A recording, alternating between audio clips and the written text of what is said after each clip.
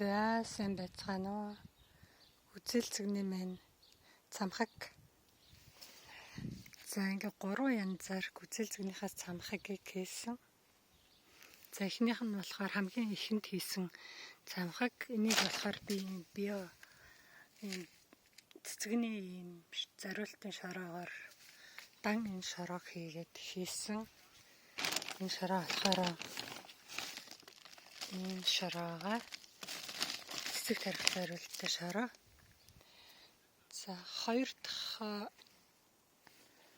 цамхагаа болохоор би амар хатуу хараа шар үсний шороогоор хийсэн. Шар үсний шороо элстэй холих болохоор ийм хатуу болчдөг байхгүй юм. Энэ шар үс ингээд өөрөө шороо болно. Хашааны энэ хаягдл өснүүд их нунтаг.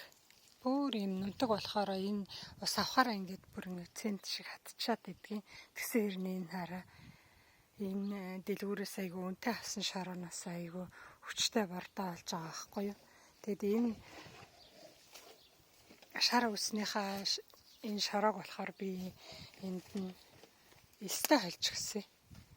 Элстэй хольж өгөөд хийсэн чинь бас их сайхан ургасан байна. Энэ болохоор элстэй холцсон болохоор ингэж хатахгүй. Тэгээд энэ бордоогоо элстэй хольж өгвөл бас элстэй юм уу шороотой хольж өгвөл гэсэн. За тэгээд өөрсдөө бэлдсэн хашааны чинь шар өвс ийм сайн бордоо болно шүү. Энэ дэлгүүрээс ингэж үнэтэй бордоо авснаас хэдэн зуун дахин илүү ингээ гоё хүчтэй ургаж байгаа зү тэ. Тийм учраас та бүхэн шар өвсөөрөө бордоо хийгээд ногоогоо бордоорой. Би одоо шар өвсийг харуулъя та нарт. Энэ манай энэ тосгоны хаягдл шар өвс байна. Хараа ингээд 2 жилээс дээш ингээл 5-6 жил болоход аюу сайхан маар шороо гарч байгаа. Энэ өстө дээд зэргийн сайн ногоо ургуулна. Чи эрэнгэл бэлэн хумсан цэцэг ургацсан бич тараа. За ингээд та бүхэн шар өвсөө битгий хаяарай. Шар өвсөөр өөрсдөө ингээ гоё бордоо хийгээд тэгээ ногоогоо бордоорой. Ийм сайхан бордоо болно шүү. За гүзэлцэг нь ингээ модны дор урга хаяг дуртай болохоор би энд ингээд хүрээнүүднийхээ